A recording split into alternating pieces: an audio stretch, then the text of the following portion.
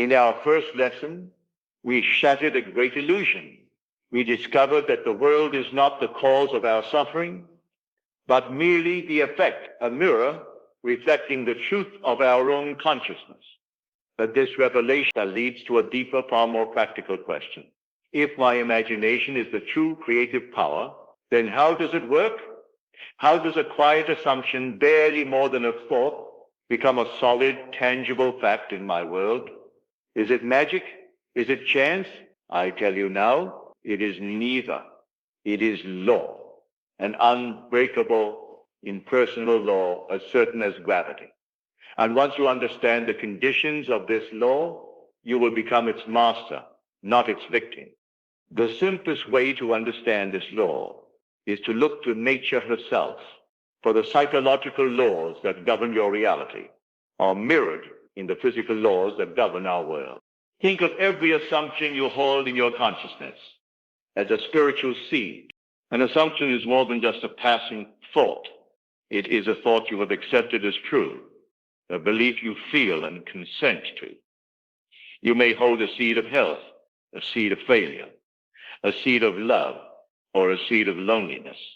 Your consciousness is the hand that holds these seeds. Now, your subconscious mind, that vast, powerful, and impersonal depth of your being, is the soil. And this soil is completely impartial. It does not judge. It does not question the seeds you plant. It does not care if the seed is for a beautiful flower or a poisonous weed. Its only function, its one and only purpose, is to accept the seed you give it and to begin the process of bringing it forth into form. Your outer world is simply the garden you have unknowingly cultivated. Here is another way to look at this, perhaps in a more modern sense. Think of your consciousness, your imagination, as the master architect.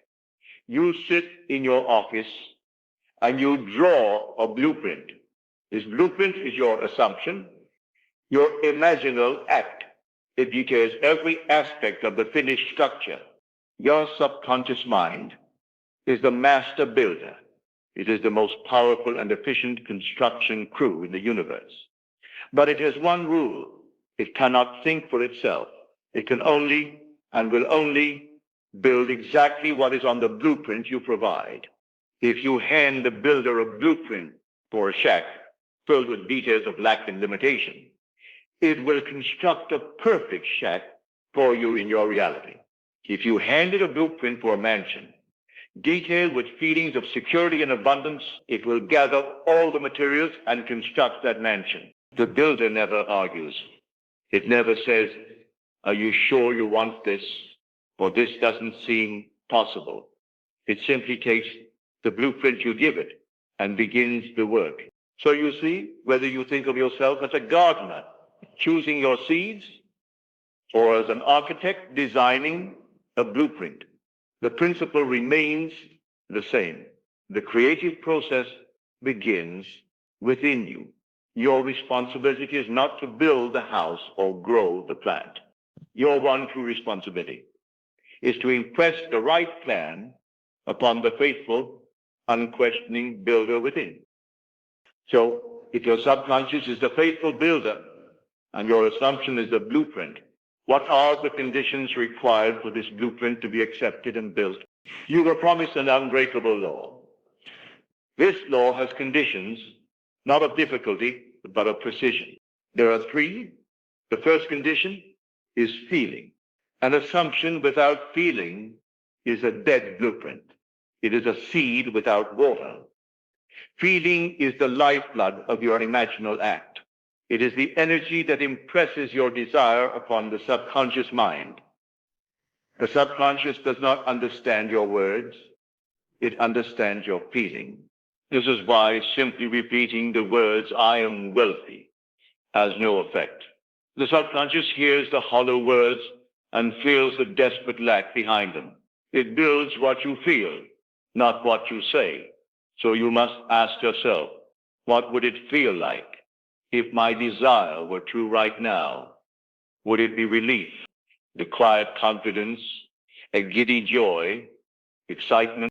That feeling That specific emotional signature is the water for your seed. You must generate it within yourself, independent of your outer world. The second condition is the Sabbath. This is perhaps the most profound and misunderstood principle. In the Bible, after the 6 days of creation, God entered a day of rest, the Sabbath. This is a psychological instruction of immense importance. After you have successfully planted your seed, after you have felt your assumption as real in the state akin to sleep, your work is done. You must enter a psychological Sabbath. You must drop it. You must have such confidence in the creative law that you are no longer anxious about the outcome. Imagine a farmer. After he plants his seed, he does not dig it up every hour to see if it is growing. To do so would kill the seed. He trusts the process. He knows that he has done his part. And now the law of growth is at work in the darkness of the soil. This is what you must do with your assumption. Once it is successfully impressed, you drop it. You go about your day with a quiet inner knowing that the work is being done. To constantly worry, to check for signs, to feel anxious is the psychological equivalent of digging up your seed. It is an act of doubt that cancels your prayer. The Sabbath is a state of trust, a state of it is done. The third and final condition is gestation. Every seed in nature has its own appointed time to grow. You cannot plant an acorn today and expect an oak tree tomorrow. The same is true for your assumptions. Every assumption has its own gestation period, its own natural interval of time to unfold in your reality. The desire to speed up the process is born from doubt. It is a sign that you have not truly accepted your assumption as a fact in consciousness. When you know you are pregnant, you do not constantly check the calendar. You simply know that in the fullness of time, the birth will happen. Your only responsibility during this period of gestation is to practice a strict mental diet. You must protect the soil of your mind from the weeds of doubt and fear. When contrary evidence appears in your world, you must not be swayed. That is the old harvest. You are now cultivating a new one. Your job is not to figure out the how or the when. The builder, your subconscious, is a master of logistics.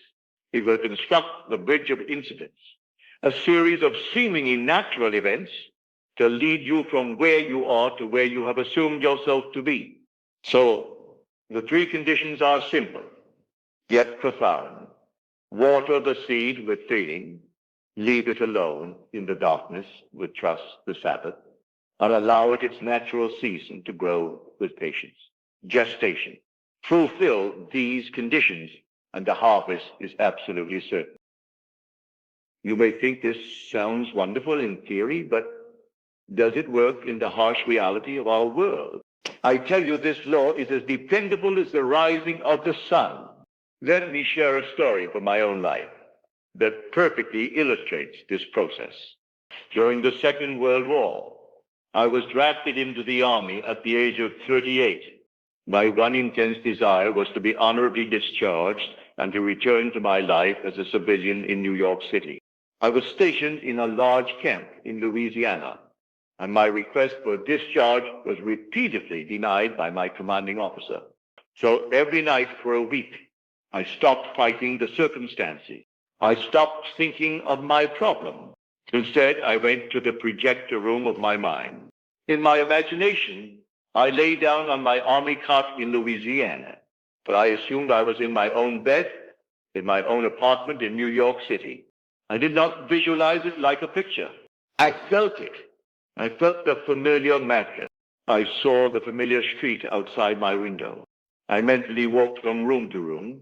I felt the deep, satisfying feeling of being a civilian again. After I had successfully captured this feeling, the feeling of it is done, I dropped it. I entered the Sabbath. I did not repeat the act.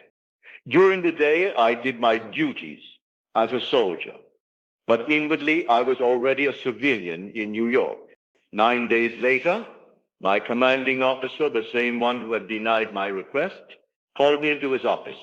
He said, "Goddard, I am still against this, but my superiors have overruled me." He signed my discharge papers. I did not have to lift a finger in the outer world. A series of events, a bridge of incidents, had unfolded perfectly to bring my assumption to pass. I had planted the seed, and the harvest was certain. This is not a new discovery. This psychological law is the esoteric secret hidden throughout the scriptures. In the Gospel of Mark, the principle is stated with perfect clarity. "Therefore I tell you, whatever you ask for in prayer, believe that you have received it, and it will be yours." Notice the tense. It does not say, "Believe you will receive it." That is hope. And hope is a beggar. It says to believe you have already received it. It is a command to live psychologically in the state of the wish fulfilled. This is the condition. Believe your imaginal act is a present fact, and it is compelled to become one in your future. So you see now, this is not a game of chance. This is not about wishing upon a star. It is a law precise and impersonal, the spiritual principle of creation that works with the same unfailing certainty as the laws of physics. An assumption, if it is definite, if it is felt with conviction, and if it is held with unwavering faith, must objectify itself in your world. There is no power in the universe that can stop a seed from growing once the conditions for its growth are met. And there is no power in the universe that can stop your assumption from becoming a fact once you have fulfilled the conditions we have discussed today. The question, therefore, is no longer, is it possible? The only question worth asking is, am I willing to do the inner work? You have now understood the unbreakable law of creation, that your assumptions, when persisted in, harden into fact. But this understanding opens a door to an even grander concept. If we can create any state, how do we choose which state to occupy? How do we perceive all the potential realities that exist right now in this very moment, waiting for us to select them? To do that, we must learn to operate from a higher level of awareness. We must learn to think fourth dimensionally. And that will be the profound subject of our third lesson. Before we conclude our second lesson, I invite you not merely to believe what you have heard, but to prove it in the laboratory of your own life. This law is impersonal. It must work for you if you will, but operate it. Choose a simple assumption this week, something you can easily accept, follow the conditions, and watch as your world conforms. Then, in the space below, share your evidence, so that this space may become a testament to this truth for all who seek it. To ensure you are counted among those present for our continuing study, make certain you are registered for this course of instruction. Now, let me leave you with this final thought. Remember that you are not a small, limited being that your senses would have you believe. The creative power of God himself is your own wonderful human imagination. That is a great secret. Now, let us go into the silence